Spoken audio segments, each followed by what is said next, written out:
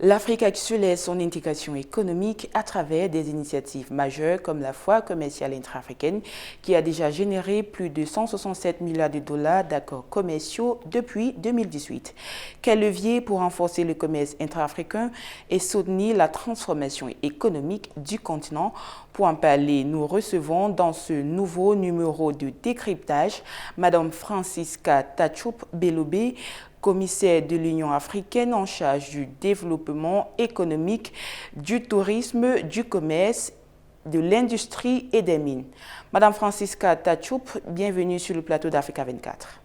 Bonsoir et merci beaucoup de m'avoir invité sur le plateau d'Africa 24.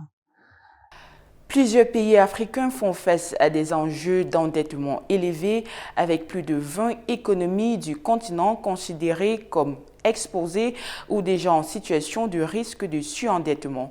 Dans ce contexte, quel rôle l'Union africaine peut-elle jouer pour accompagner les États membres dans une gestion plus soutenable de la dette tout en soutenant les investissements nécessaires à la transformation économique et au développement du commerce sur le continent? Bon, il faut prime d'abord exprimer le fait que la dette de nos pays, membres de l'Union africaine, a des différentes origines. Et pour résoudre la problématique de la dette, nous devons avoir une regarde interne. Une regarde interne et traiter notamment les questions de la qualité de la dette. Au niveau maintenant de l'Union africaine, il y a beaucoup de travail qui a été fait et qui est fait. Je pense que le premier succès que nous pouvons mentionner, c'est que l'Union africaine, les États de l'Union africaine ont pu se consensuer sur l'adoption d'une position commune sur la dette. Et cette position commune présente une série d'initiatives auxquelles l'État se sont accordés que nous devions mettre en place pour traiter la question de la dette. Dans ce moment, il faut dire que sous la présidence de l'Afrique du Sud, lors du G20 2025, nous avons eu l'opportunité de traiter cette question d'endettement avec nos principaux partenaires de coopération, notamment les États des économies les plus puissantes. Dans le cadre de ce travail avec le G20, il y a un cadre pour la gestion de la dette qui a été aussi adopté. Aujourd'hui, les efforts sont faits avec nos partenaires, plus grands partenaires financiers, Afreximbank comme la Banque africaine de développement, pour créer des mécanismes qui vont permettre à ces États d'avoir des solutions hors de cette situation très aggravante de la dette que nous expérimentons aujourd'hui. Compte tenu du contexte géopolitique et de son impact sur le commerce mondial actuel, quelle stratégie et approche l'Afrique doit adopter pour renforcer sa souveraineté, notamment dans l'exploration des matières premières, les approvisionnements et le commerce intra-africain? En ce qui concerne le commerce intra-africain, je souhaiterais bien indiquer que, à travers le secrétariat exécutif pour l'AFTCA, pour la zone de libre-échange africaine, il y a tout un cadre juridique qui a été adopté par l'Union africaine, donc par nos chefs d'État, pour booster le commerce intra-africain. C'est très important de le savoir, mais c'est aussi plus important que ce cadre soit appliqué par tous nos États à la même fois. Nous avons ce problème des barrières irrégulières ou bien de barrières non tarifaires, hein, qui se posent au niveau du continent et qui empêchent sérieusement les échanges des biens et des services au sein de notre continent. Aujourd'hui, nous avons un taux d'échange intracontinental de approximativement 16%. Ce n'est pas suffisant. Ce n'est pas suffisant si nous tenons compte des niveaux d'investissement qui est réalisé au niveau aussi de la Commission de l'Union africaine comme au niveau du secrétariat exécutif. Par contre, nous pensons que ici, les États doivent venir en appui par vraiment le démantèlement de cette barrière non tarifaire et par l'adoption d'un cadre de mesures de sécurité qui permet les produits, le transfert de produits et de services faciles entre les uns et les autres. Ça, c'est vraiment très important. Aussi, nous avons déjà un système de paiement qui est en train d'être appliqué de façon palier, voilà. Ce système de paiement devrait nous aider à améliorer ou bien à réaliser le paiement entre les États avec de monnaies différentes sans toutefois recourir au dollar ou à l'euro comme monnaie d'échange. Cela va non seulement faciliter beaucoup plus les paiements entre des États, mais aussi ça va réduire les coûts de transaction. Ça, c'est énormément important, surtout tenant compte que la plupart des entreprises africaines sont des entreprises de petite taille.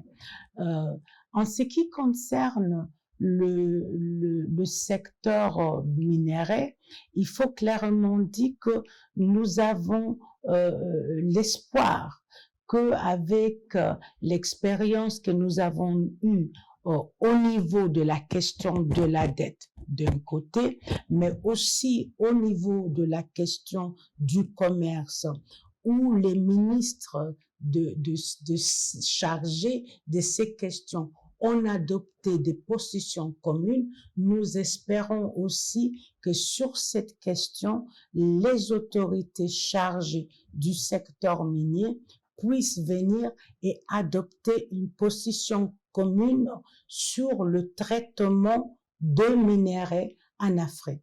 Il faut dire plus spécialement spécifiquement dans ce cas que l'Union africaine est dotée d'un centre de développement des minerais qui a et qui dispose des politiques et des instruments que nos gouvernements peuvent utiliser pour leur pays, pour le secteur minerai. Tout cela est disponible et nous sommes en train de travailler pour que les États puissent obtenir le soutien de ces centres minerais. Lancée en 2018, la foire commerciale intra-africaine a déjà permis de générer plus de 167 milliards de dollars d'accords commerciaux et d'investissements à travers ces différentes éditions. Du point de vue de l'Union africaine, dans quelle mesure cette plateforme contribue-t-elle concrètement à accélérer l'intégration économique du continent? Les foires sont connues comme espace d'échange commercial, espace où les contrats sont au moins négociés, et espace où des idées commerciales naissent. Donc, la mise en place de cette foire continentale qui date déjà des années 70 sous l'ancienne organisation de l'Union africaine, c'était une initiative visionnaire. Et je pense qu'aujourd'hui, on ne fait que institutionnaliser ce qui existe déjà. D'ailleurs, on est à la 5e fois, mais ce qui est plus important, c'est que lié à cette foire, nous sommes en train de créer la structure qui doit désormais gérer cette foire et organiser les foires en lieu de la Commission de l'Union africaine, de l'AFCA et du partenaire qui est l'Afreximbank. Cette foire en elle-même a déjà eu plus de résultats. Et ce que nous attendons de cette foire, c'est de vraiment être le point central pour, 1, les échanges, 2, la création des besoins, 3, la satisfaction des besoins et des nécessités de nos secteurs privés.